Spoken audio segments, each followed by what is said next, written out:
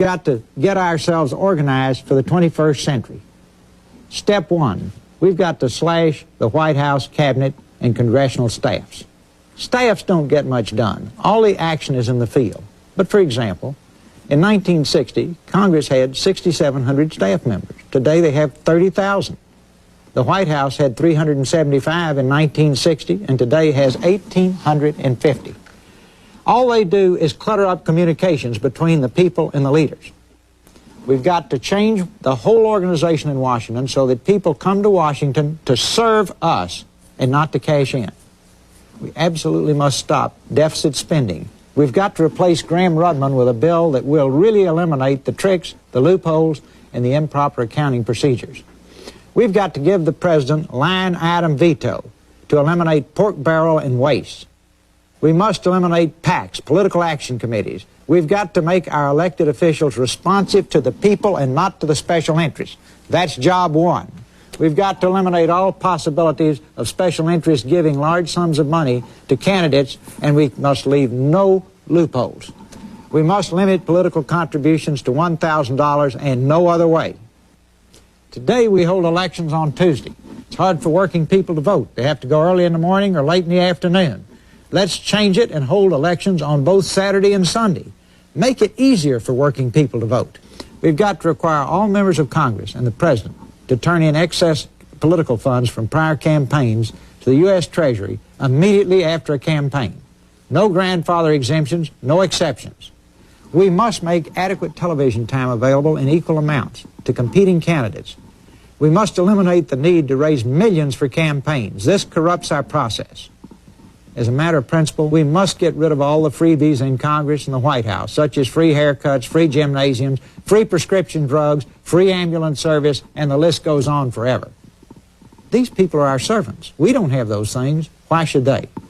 We've got to give the voters the exclusive right to grant Congress, federal employees, and the President a pay raise. That'll keep their heads clear on who they work for. Congress has given itself a retirement plan that's worth 2 to 3 times what you and I get. We need to bring it back in line with ours. Makes no sense for the people who work for you to have a better retirement plan than you have. You wouldn't let that happen in your business. 93 members of Congress under the existing pension plan have retirements greater than $2 million. Let's just make it competitive with our pension plans.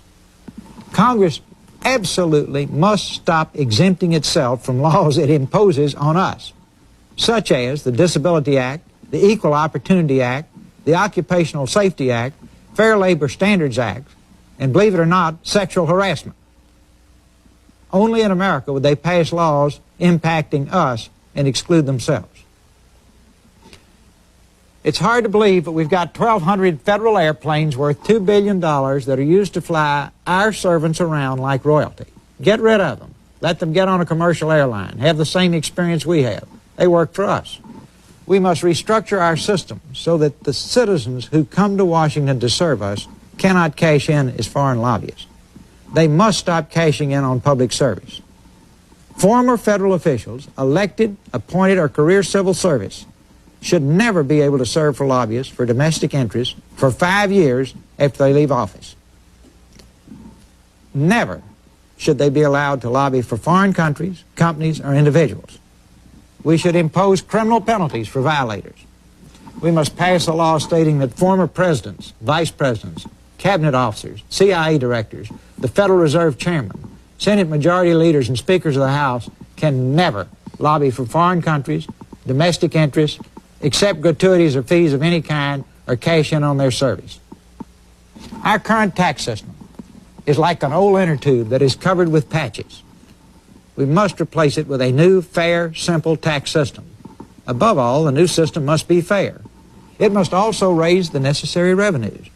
It should be paperless for most Americans. You can't put another patch on the old system and make it work. First, remember Cicero's words.